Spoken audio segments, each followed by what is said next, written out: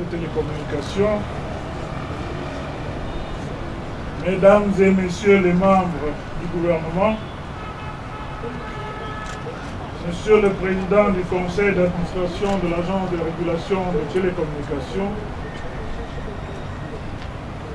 Mesdames et Messieurs les directeurs généraux,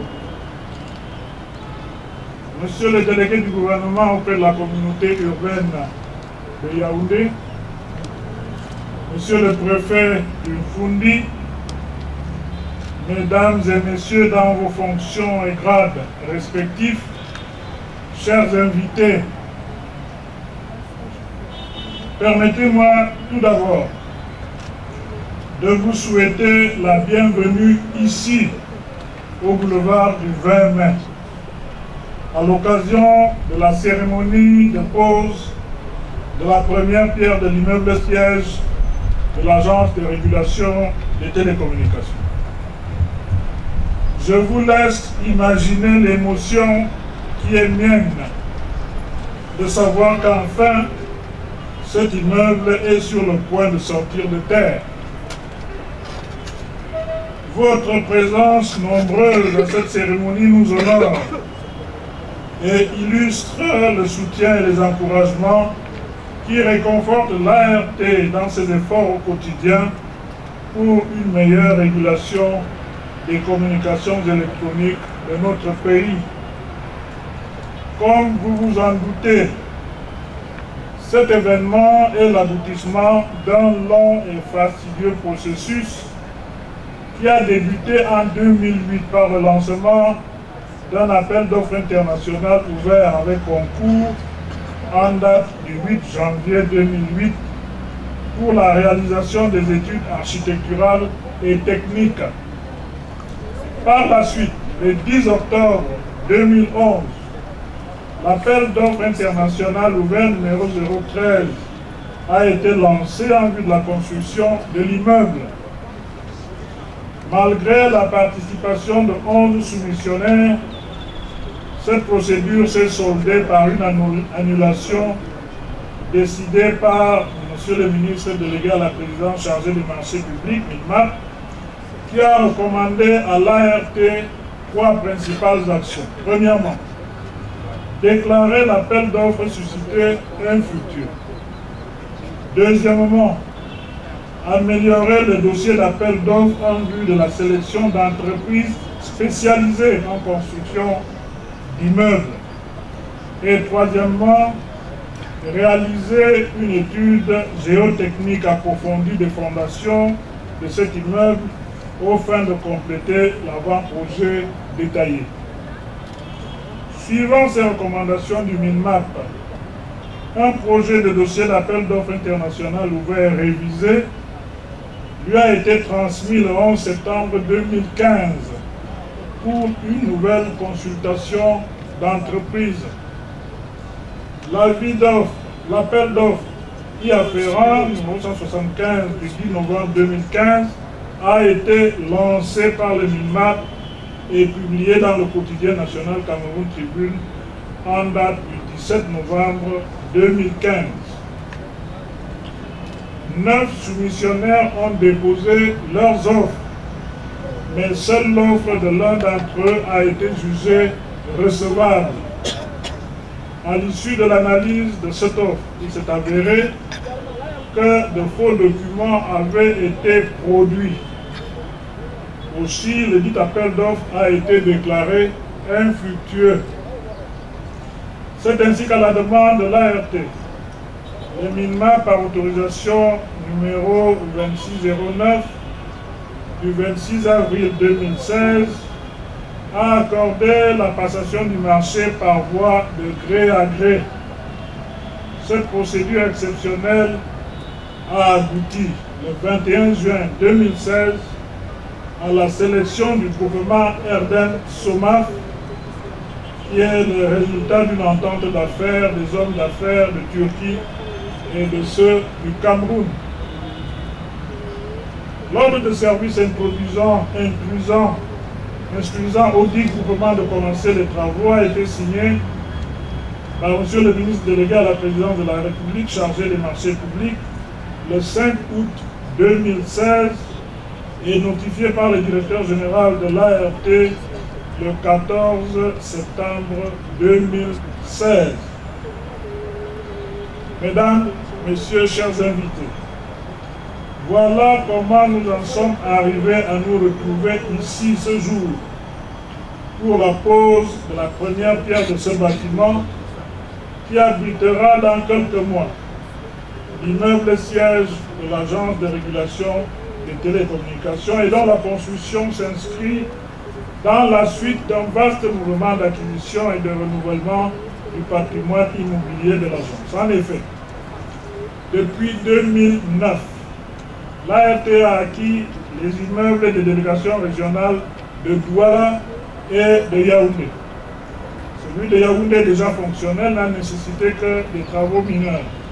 Par contre, celui de Douala est en ce moment même en train d'être réhabilité. Dans la même mouvance, l'agence vient de terminer la construction de la délégation régionale de Garoua, laquelle sera inaugurée dès les premières semaines de l'année 2017. Qu'il me soit permis d'exprimer pour terminer mes remerciements et ma reconnaissance à toutes les administrations et à toutes les bonnes volontés qui ont permis à ce projet d'aboutir à son démarrage effectif. Je pense notamment à l'appui constant du conseil d'administration de l'ART avec à sa tête Monsieur le Président du conseil d'administration, ainsi qu'à l'encadrement de nos tutelles, le ministère des Postes et des Télécommunications et le ministère des Finances, mais aussi à la constante sollicitude du ministère délégué à la présidence chargé des marchés publics, sans oublier le ministère des Domaines, du Cadastre et des Affaires foncières, qui aura pesé de manière significative pour nous faire bénéficier de ce terrain spécial. Mention spéciale sera faite de Monsieur le délégué du gouvernement auprès de la communauté urbaine de Yaoundé pour son appui décisif et les facilités accordées. Je vous rappelle que notre permis de construire a été renouvelé 2 fois par ce soir. Il nous a fait savoir qu'il ne le renouvellera pas une 3e fois et qu'il faut construire le bâtiment. Grande est donc notre joie à l'ART de savoir que juste dans quelques mois, ce sera ici même un joyeux architectural constitué d'un sous-sol à niveau, d'un rez-de-chaussée avec 16 étages, plus 16, dont vous découvrirez la maquette au cours de cette cérémonie. Permettez-moi enfin de vous souhaiter en cette période appropriée de très bonnes et heureuses fêtes de fin d'année. Je vous remercie de votre aimable attention.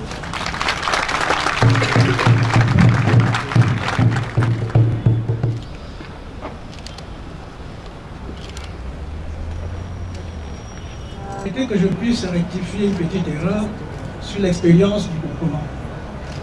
On vient de parler de 37 ans, c'est pas 37 ans. C'est 37 ans pour Tonia, 37 ans pour Machin, ça fait 74 ans. Madame le ministre des Postes et Télécommunications, Mesdames et Messieurs les ministres, Monsieur le représentant du gouverneur du centre, Monsieur le préfet du Mfundi, Monsieur le délégué du gouvernement auprès de la communauté urbaine de Yaoundé, Excellences, Mesdames et Messieurs les ambassadeurs et représentants des organisations internationales, Mesdames et Messieurs les représentants des institutions partenaires, distingués invités dans vos différentes fonctions et grades, Mesdames et Messieurs, Monsieur le directeur général de l'Agence de régulation des postes et télécommunications, dans un souci de conformité aux exigences relatives à la qualité de sa représentation, l'ART a décidé de se doter d'un nouveau cadre de travail adapté à ses besoins. C'est dans ce contexte qu'un appel d'offres international avait été lancé en 2008 et notre groupement Macha-Tonia a été retenu pour la maîtrise d'œuvre complète des travaux du nouvel immeuble siège. Après consultation ouverte, le cabinet Veritas s'est vu confier la mission de contrôle. En vue de la garantie décennale, et le groupement turco-camerounais Erdem Somaf a été déclaré adjudicataire comme entreprise pour l'exécution des travaux.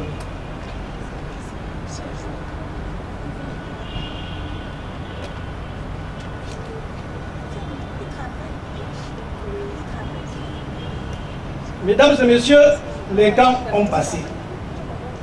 Les temps sont passés. Le temps des passions a fait son temps. Place donc à la raison, place à l'intelligence, place à l'architecture. Qu'il me soit donc permis, au nom de l'ensemble des intervenants, d'adresser mes sincères remerciements à Monsieur le Président, à tous les membres du conseil d'administration de l'ART, à Monsieur le Directeur Général, ainsi qu'à l'ensemble du personnel de cette auguste institution, pour cette grande marque de confiance en nous placée, en vue de l'expression saine et objective de notre modeste expertise. Madame le ministre des Postes, des Télécommunications, distingués invités, mesdames et messieurs, c'est avec une joie et une fierté à la fois légitime et certaine, mais surtout avec humilité qu'il me choisit de vous faire la présentation de ce futur édifice en cette circonstance solennelle de la pose de la première pierre par Madame le ministre des Postes et Télécommunications. Le futur immeuble siège est situé sur le grand boulevard du 20 mai, artère mythique et pôle de régulation du flux urbain de notre cité capitale. Le terrain en face du Hilton et à l'arrière-cour de l'immeuble Arnaud est de faible déclivité. Il a une superficie de 2050 m² avec une forme longitudinale. De par sa position, ce site entre dans les contraintes urbanistiques de la vallée de l'ancienne gare, avec des implications définies par le cahier des charges. La conception du projet a induit la prise en compte des éléments y afférents, à savoir la continuité dans les fonctions d'animation par des colonnades, de cheminement et même celle de réorganisation spatiale. Sur le plan architectural, les éléments utilisés mettent en exergue la forme d'un portable, médium de cette révolution numérique qui est une appropriation de l'intelligence comme richesse de l'humanité et facteur de divinité de l'homme.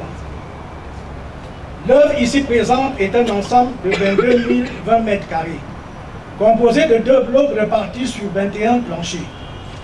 La jonction des 2 blocs s'opère par un espace intermédiaire qui comprend 4 ascenseurs panoramiques et un escalier. 3 escaliers de secours permettent l'évacuation des 2 blocs en cas de panique ou simplement en cas de pression. Un ascenseur situé à l'angle gauche du bâtiment sera réservé aux différents responsables ainsi qu'aux pompiers en cas de besoin. Les 21 planchers se répartissent comme suit. 4 sous-sols, destinés au parking environ 115 places et locaux techniques. Au rez-de-chaussée, le grand hall, l'accueil, la salle informatique, la salle serveur, une infirmerie pour les premiers soins, la salle polyvalente de 250 places avec estrade et traduction simultanée. Au premier étage, les archives, la bibliothèque, une salle de sport et 2 blocs de restauration d'une capacité de 200 places. Du 2e au 13e étage se développent les bureaux affectés au personnel de l'organisme, les salles de réunion et un studio de passage. Le 14e étage est affecté au directeur général adjoint et au bureau du personnel. Le 15e étage est celui de la direction générale et des services rattachés. Au 7e étage, les locaux se déclinent comme suit. Une salle du conseil d'administration avec sa traduction simultanée. Un salon des pas perdus. Un salon attente président. Un restaurant. Une zone PCA et services annexes. Des bureaux de conseillers techniques. L'approche écodynamique, intégrant à la fois l'environnement et l'écologie, a été à la base de recherche de solutions innovantes dans la conception de ce bâtiment, Et sans être exhaustif, nous citerons à titre d'exemple ce que l'on appelle communément la GTB, gestion technique du bâtiment. Cette technique favorise une meilleure utilisation des nouvelles technologies dans le domaine de l'information, des télétransmissions et de l'automatique, tout en permettant l'essor des systèmes de télésurveillance et télégestion. De l'interprétation des paramètres découle l'intelligence de la solution pour le suivi et la vie de l'immeuble. Pour ce qui est de la climatisation, le système proposé est de type DRV, à détente directe et communément appelé débit réfrigérant variable. Le DRV permet de faire l'économie d'auxiliaires traditionnellement indispensables à la circulation de l'eau, telles que les réservations, les pompes. Intégré à la gestion technique du bâtiment suscité, le suivi des paramètres de fonctionnement permet de réaliser des économies substantielles. En ce qui concerne les façades, en plus d'intégrer la nature au bâtiment par des jardins suspendus, les façades paysagers contribuent à donner. En plus d'intégrer la nature au bâtiment par des jardins suspendus, les façades paysagers contribuent à donner cette couche écologique à l'œuvre. Souci majeur du XXIe siècle pour un mode de vie de plus en plus sain. Aux qualités d'esthétique, de beauté et du respect de l'environnement, nous avons associé les objectifs de maintenance d'économie. C'est ainsi que nous avons opté pour le verre, synonyme de transparence, et de la pierre pour sa solidité à l'image de l'ART. Madame le ministre des Postes et Télécommunications, nous voici dans le temps de l'architecture. En procédant à la pose de cette première pierre, acte ô combien symbolique, dans la pure tradition des pères bâtisseurs, vous mettez en terre par la même occasion une graine de l'architecture du temps. Par ce geste, vous posez les jalons du futur. Car comme l'avait dit Victor Hugo en son temps, en parlant de l'architecture, et je le cite, l'architecture est un grand livre de l'humanité.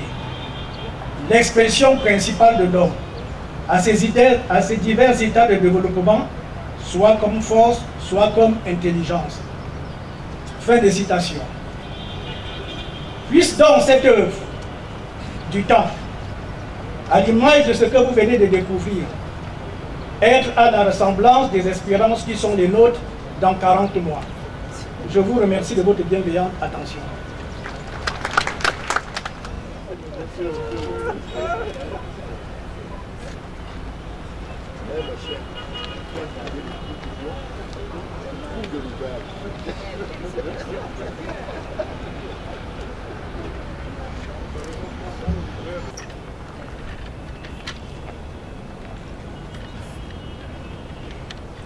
Madame et Messieurs les membres du gouvernement,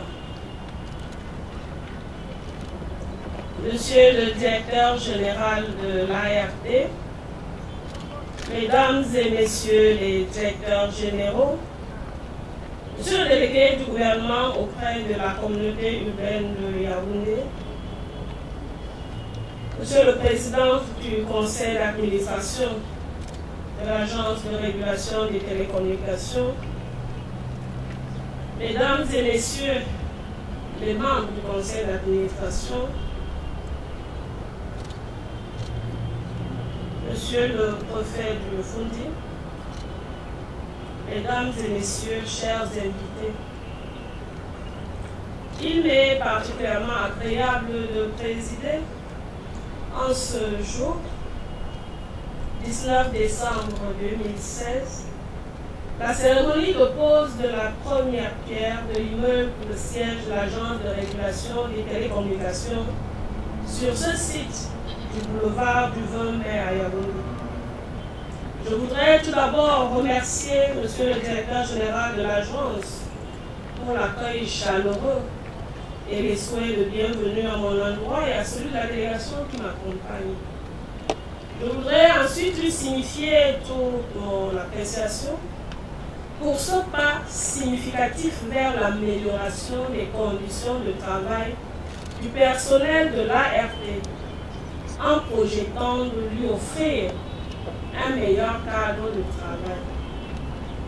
Le décret 2012 par 203 PM du 20 avril 2012 portant organisation et fonctionnement de l'ART définit un cahier de charges dont la densité et l'étendue ne s'accommodent pas avec des installations sommaires et sans lustre. Posté au prolongement technique de la souveraineté de l'État dans l'espace télécommunicationnel, l'ART a la charge de la régulation, du contrôle et du suivi des opérateurs, des exploitants des réseaux et des fournisseurs des services de communication électronique. En plus de la régulation, elle dispose des pouvoirs d'investigation, d'injonction, de coercition et de sanction. Le caractère éminemment public des dites missions requiert des espaces appropriés et avenants. La cérémonie de ce jour adresse ce défi et la tutelle ne peut que s'en féliciter en engageant l'ART à poursuivre ce climat qui participe de la visibilité et de l'émergence du secteur des télécommunications prôné par le chef de l'État. Par ce projet, vous contribuez certainement à l'embellissement de notre capitale, siège des institutions de la République. L'espace emblématique du projet, au cœur de la cité politique, au voisinage de l'hôtel Hilton et du prolongement du boulevard du 20 mai, oblige ce projet à revêtir des marques de modernité et de futurisme. L'ART a reçu toutes les cautions qui créditent le projet en rapport avec ses autres attentes. La tutelle s'en réjouit encore et encourage le directeur général à mettre toute la contribution pour mener à bonne fin l'ambitieux projet. Partant du postulat que les missions de l'agence n'ont cessé d'augmenter au fil des ans depuis sa création par la loi 98/014 du 8 septembre 1998 régissant les communications au Cameroun, il s'est avéré non seulement nécessaire de disposer d'un personnel dynamique et dévoué, mais aussi d'offrir à ce dernier un cadre de travail confortable et propice à l'accomplissement de ses tâches quotidiennes. Je salue donc cette initiative de l'ART qui a à cœur d'améliorer son patrimoine immobilier. À cet effet, vous l'avez suivi depuis 2009, l'agence a acquis les immeubles abritant les délégations régionales de Douala et de Yaoundé et termine la construction de la délégation régionale de Garoua. J'encourage par ailleurs l'ouverture des postes de contact dans les villes de Bertois et Bolova, Bamenda, Oundéré et Maroua qui serviront d'appui aux délégations régionales de Yaoundé, Douala et Garoua, permettant ainsi de rapprocher davantage l'ART des consommateurs des produits et services de communication électronique. Mesdames et messieurs, distingués invités, je voudrais croire que la pose aujourd'hui de la première pierre de l'immeuble siège de l'agence constituera pour le personnel une source supplémentaire de motivation et d'optimisme pour leur aventure dans un secteur en perpétuelle mutation. Le travail de régulation sous très haute prescription du chef de l'État a besoin de dynamisme et d'anticipation dans le professionnalisme. Vous en êtes la ressource et le levier d'action. À vous, monsieur le directeur général de l'Agence de régulation des télécommunications, je dis mes encouragements pour les efforts que vous ne cessez de déployer pour informer le public sur les missions et les activités de l'agence à travers diverses initiatives de communication externe, telles que la première édition des journées portes ouvertes du consommateur du secteur des communications électroniques que vous venez d'organiser. Je vous exhorte à poursuivre dans cette lancée en renforçant le mécanisme et plusieurs encore permettant d'asseoir une intelligence participative et partagée des enjeux dans l'intérêt du secteur des télécommunications. Soyez assurés de mon appui sans réserve dans l'accomplissement de vos missions. J'exhorte donc tous les acteurs à se mobiliser pour tenir dans les délais annoncés afin que dans les 40 mois, sur ce site, nous puissions voir la réalité de ce joyau architectural. Et c'est ainsi que notre secteur, le secteur des télécommunications, qui est appelé à jouer un rôle moteur dans le développement de notre pays, pourra effectivement jouer sa partition pour atteindre l'émergence tant souhaitée. Et c'est sur cet espoir que je clôt mon propos en vous souhaitant à la suite du directeur général les vœux les meilleurs par anticipation pour la nouvelle année, pour la fête de Noël. Et je vous remercie de votre bien aimable attention.